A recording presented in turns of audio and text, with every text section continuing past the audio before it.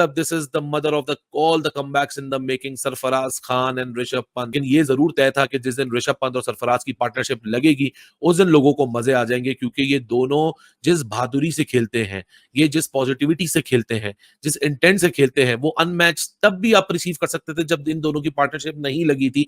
आप अपने दिमाग में विजुलाइज कर सकते थे कि एक वो दिन आप देखेंगे जरूर जिस दिन सरफराज और ऋषभ पंत की पार्टनरशिप लगेगी। 113 रन की पार्टनरशिप 132 बॉलों में, and what a flamboyant kind of a partnership, what a history that is unfolding right in front of our eyes. Sarfaraz Khan मतलब रोहित शर्मा की विकेट गिर जाती है, जो जायसवाल की विकेट गिर जाती है, सरफराज खान आता है और 100 ठोक देते हैं, पकड़ के घंटा बजा देते हैं न्यूजीलैंड का। इसे कहते हैं रियल टैलेंट, इसे कहते हैं डोमेस्टिक में परफॉर्म करना और इंटरनेशनल क्रिकेट में आके किसी का भी घंटा बजा देना। जिस तरह सरफराज खान ने आज दिखाया है, आज कमिटमेंट दिखाई है, आज फ्रंट से आगे जो है बैटिंग दिखाई है, आज दिखाया भाई कि मुझे रेगुलर खिलाओ। आउट क्लास कर दिया सरफराज खान। मोहसिन इजाज साहब धोखा नहीं देगा आपको। इससे शानदार, इससे जानदार, इससे खौफनाक बैटिंग आप अपनी जिंदगी में 356 का डेफिसिट देख के 60-40 कोई नहीं कहेगा और कोई नहीं टीम वापस आ सकती। तो कल से जो हम क्रिकेट देख रहे हैं, this speaks volumes about where India is today, why India is being rated so highly, why it is being said next 10 years of domination is awaiting Team India. Sarfaraz ने सच्ची में धोखा नहीं दिया। ये बंदा क्या चीज है यार, मतलब कि सुपर, क्या शानदार किस्म का बल्लेबाज है। 70 तो इसने कल मारा, आज आके जिस तरीके से इसने सेंचुरी मारी और सेलिब्रेशन की है, ये डिजर्व करता था यार। देखिए जो भी है, ये लड़के में दम तो है। डोमेस्टिक में हमने बहुत नाम सुना था, सरफराज खान ने इतने रन कर दिए तो सिलेक्ट नहीं किया जा रहा। फाइनली इस साल अगेंस्ट इंग्लैंड सिलेक्ट हुआ, उसके बाद जिसे कहते हैं परफॉर्मेंस आई। और आप देख लें, ये इसकी तीसरी सीरीज है, तीसरी सीरीज के अंदर सेंचुरी भी आ गई और अगेंस्ट न्यूजीलैंड आई है जब टीम को सबसे ज्यादा जरूरत थी। मैं वही कह रहा हूँ, सरफराज को मैं जब भी कह रहा हूँ कि तुम तो बेटा एक नया इतिहास लिखोगे, तुम तो नया इतिहास लिखोगे। तो मैंने तुम्हें 150 दिया कि तुम 150 से ऊपर बनाओ तो तुम फिर गुड नहीं ग्रेट प्लेयर बनने की तरफ चल पड़ोगे कि तुम ग्रेट प्लेयर बनने जा रहे हो। बाकी कोई बनता है बने। फिर पंत अगर बैटिंग करता है तो पंत भाई तुम्हारा काम है, तुम्हारी फ्लैम्बॉयंस, तुम्हारा अग्रेशन, तुम्हारी पॉजिटिविटी, जितनी भी फिटनेस है, मैं तुम्हें ज्यादा बड़ा टास्क दे ही नहीं रहा। तुम कर दो 60-70-23, ये मिलेगा मोमेंटम। और अगर इंडिया की अगली विकेट की आने वाली सुबह जो विराट के बाद पार्टनरशिप शुरू होगी, चालू होगी, उस पार्टनरशिप में ये 100 रन प्लस बन गए तो इंडिया ये मैच जीतने की तरफ जा रहा है। मेन गाइडेंस चाहिए था ना, और जो बॉडी लैंग्वेज चाहिए थी और जिस तरीके से काउंटर अटैक करना चाहिए था न्यूजीलैंड को, वो तो यार क्रेडिट जाता है इस लड़के को, सरफराज को। इसने जिस तरीके से खेला ना, ये बहुत ही शानदार है, बहुत ही लाजवाब है। अनबिलीवेबल सॉर्ट ऑफ किस्म की इसमें कॉन्फिडेंस, सेल्फ बिलीफ और कॉन्फिडेंस जो है वो दिखता है। और शॉट्स भी इसके अच्छे खासे हैं, मतलब स्वीप भी अच्छे खासे खेलता है, कट शॉट भी खेलता है, यू नेम इट, हर तरह के जो शॉट्स है वो खेलता है। तो ये है कि भाईजान जो आपका डोमेस्टिक का परफॉर्मर है ना, जो ओवर द एज परफॉर्म करता आता है, तो वो आपको फिर मायूस नहीं करता, डिसअपॉइंट नहीं करता। इतनी बेहतरीन और शानदार परफॉर्मेंसेस आती रहती हैं डेब्यूटेंट की तरफ से, लेकिन इस बंदे ने look at the sort of pressure he would be under. जय हिंद दोस्तों, आप सबको इंडिया में जान पर स्वागत है। दोस्तों अब तो बारिश के कारण खेल रोका हुआ है और एक तरीके से आप कह सकते हो अच्छा है। लोग कहेंगे कि हमने तो लगभग जो लीड था वो ख़त्म कर चुके हैं, सिर्फ 10 रन तो बचा था और सरफराज और ऋषभ पंत तो अच्छा खेल रहे थे। उस हिसाब से अगर आज दिन हम पूरा खेल लेते तो कम से कम 230-40 रन या 250 रन तक का लीड हमारे पास होता और शायद 2-3 विकेट भी हाथ में होता। तो कल हम थोड़ा तेज खेल के न्यूजीलैंड को बैटिंग करने देते और ये मैच आसानी से जीत जाते। लेकिन दोस्तों हर चीज़ हमारे हिसाब से नहीं होता, ऐसा मैं इसलिए कह रहा हूँ, आपको आखिर में बताऊंगा। आप पहले पाकिस्तान मीडिया में अब सरफराज खान और ऋषभ पंत को लेकर जो भी डिस्कशन हो रहा है एंजॉय करिए। मैं मिलूंगा आप सबसे वीडियो के आखिर में, और आप सबसे रिक्वेस्ट है ये वीडियो को ज़्यादा से ज़्यादा लाइक शेयर करना बिल्कुल मत भूलिए। मुझे रेगुलर खिलाओ, मुझे रेगुलर खिलाओ, मैं इंडियन क्रिकेट की नेक्स्ट बिग थिंग हूँ। और एक बात मेरी याद रखना, ये जो घंटे के है ना, घंटे के निकलो ऐसी की तैसी वाइड सारे। बेटा रेड बॉल क्रिकेट में जो बंदा रन करता है उसी का नाम होता है। ये बात अपने माइंड में गुस्से में कहीं बिठा लो। घंटे का किंग जिम्बू रेड बॉल में फ्लॉप है, उठा के बाहर मारो। वो अगला सरफराज खान है, वो इंडिया का भाई रेड बॉल क्रिकेट में आके अगला पेल रहा पकड़ के न्यूजीलैंड को। इधर हमारा घंटा बांग्लादेश से टांगे खुलवा गया था, उधर वो न्यूजीलैंड को पेल रहा है। और एक और बात याद रखना, 46 ऑल आउट। उसके बाद बंदे के माइंड में वैसे ही बड़ा प्रेशर जमा होता है, बंदे के माइंड में वैसे ही कुछ करने की हिम्मत नहीं होती।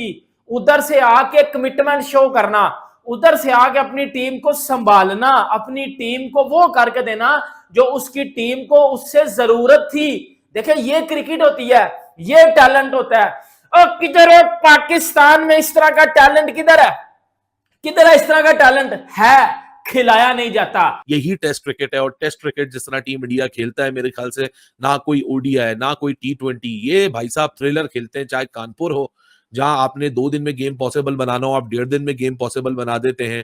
चाहे बेंगलोर हो, जब पहला पूरा दिन वॉश आउट हो जाए, अगले दिन आप एक सेशन में ऑल आउट हो जाए, और फिर जो कमबैक हो। मतलब इजाज पटेल का जो एक ओवर गया है ना ऋषभ पंत के अगेंस्ट, वो 6 बॉलों के अंदर, ये पूरे टेस्ट मैच में जो हो रहा है ना, वो 6 बॉलों के अंदर आपको डिस्क्राइब कर देता है। पहले बॉल के ऊपर ऋषभ पंत कदम बाहर निकालता है, छक्का। दूसरा बॉल डॉट, तीसरा बॉल फिर कदम बाहर निकालता है, छक्का। चौथे बॉल के ऊपर इनसाइड एज के ऊपर LBW दे दिया जाता है। ऋषभ पंत बड़ा कॉन्फिडेंटली उसको क्या कहते हैं, कॉल आउट करता है, लेकिन वो इनसाइड एज होता है। 5वां बॉल फिर डॉट होता है, और छठे बॉल के ऊपर फिर अपील होती है, और अंपायर इस दफा आउट नहीं देता, लेकिन न्यूजीलैंड इस बार रिव्यू लेता है। 5वीं बॉल के ऊपर डॉट नहीं होती, 5वीं बॉल के ऊपर रिव्यू लेता है। 5वीं बॉल के ऊपर आउटसाइड एज के ऊपर ऋषभ पंत फिर सर्वाइव करता है, और छठी बॉल के ऊपर चौका मारता है। तो उस ओवर में आते हैं 16 run. In space of 6 deliveries के अंदर आपको पता चल जाता है कि इस पूरे टेस्ट मैच में हो क्या रहा है। कि 100 के नीचे, तो जब रोहित शर्मा का it was sort of fun लगी the way he got out, लेकिन आउट तो आउट ही होता है। तो तब ये बैटिंग करने आया था। 100 के नीचे का टोटल था, टोटल इंडिया का 100 के नीचे का। अभी 350 पे खड़ा हुआ है, and he is not out, still out there. ये इंडिया की टीम में एक चीज खास है जो कि इनको दूसरों से बड़ा मुनफरिद बनाती है। अब ये 46 पे आउट होना कोई अच्छी बात तो नहीं है, जाहिर है कि शर्मिंदगी वाली बात है, इतनी बड़ी टीम ऐसे आउट हो जाए। लेकिन उसी मैच वहां पे 36 पे आउट हुए थे, तो उसी सीरीज में ऐसा कमबैक किया था कि वो इतना हिस्टोरिक हुआ कि वो सीरीज वहां से जीत के आए।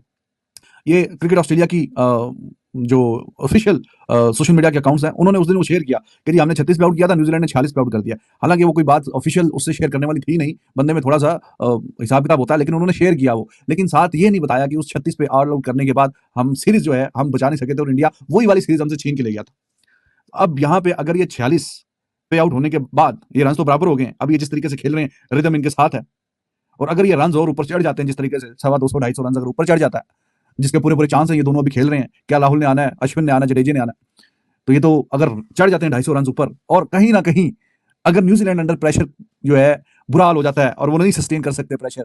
अब मैं चाहता हूँ कि यार ये बारिश रुके। अब ये बारिश अच्छी नहीं है जो बीच में आ गई है, ये बीच में अच्छी नहीं है, ये बारिश आ गई है। तो अब कहीं ना कहीं अगर रन ऊपर चढ़ गए और अंडर प्रेशर न्यूजीलैंड बिल्कुल फारग हो गया, तो फिर आप बताइए कि ऐसा हिस्ट्री में 46 पे आउट होने के बाद ऐसा कोई काम कभी किया होगा? तो this Indian team, they have something special, fighting spirit, वो जो अंदर कूट के भरा हुआ है, फाइटिंग स्पिरिट। हमने ये छोटे फॉर्मेट में भी देखा और बड़े वाले फॉर्मेट में भी देख रहे हैं। छोटे फॉर्मेट से मुराद है जो T20 है, सबसे छोटा फॉर्मेट है। मतलब वर्ल्ड कप के फाइनल में I was there sitting in the stadium in Barbados. Final में गेंदें भी उतनी है, 30 गेंदों पे 30 चाहिए, 28 गेंदों पे कुछ ऐसा 27-28 ही चाहिए, करते कराते वहां से वो मिलर भी था, वो क्लासन भी इतने चौके छक्के मार के वहां पे मौजूद था। अभी बैटिंग और भी आनी थी, लेकिन जिस तरीके से इस टीम ने वो मैच फाइनल निकाला, it was sort of unbelievable.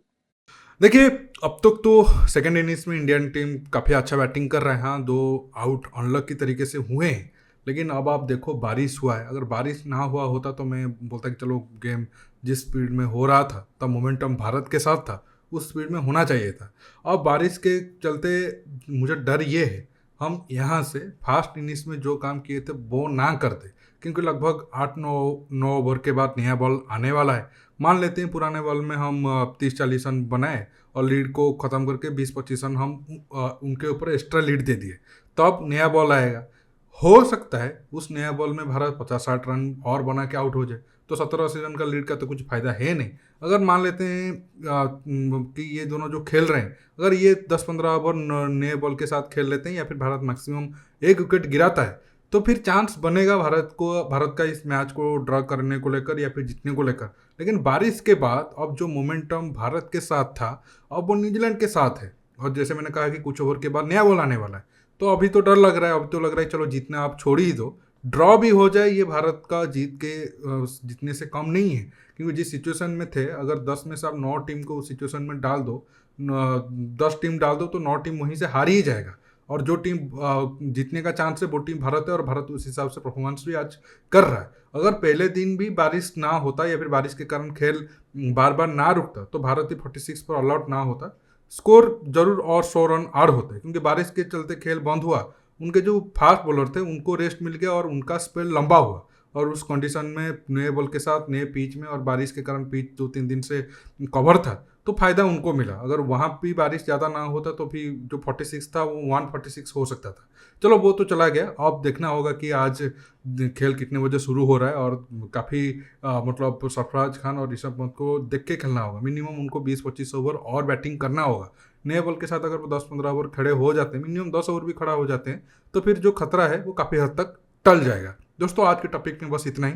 आप इस मुद्दे पर जो भी राय रखना चाहते हो नीचे कमेंट बॉक्स में कमेंट करके बताइए और ये वीडियो को ज़्यादा से ज़्यादा लाइक शेयर करना बिल्कुल मत भूलिए। दोस्तों रुकता हूँ, बहुत जल्द और एक न्यू टॉपिक के साथ मिलूंगा। नमस्कार, जय हिंद।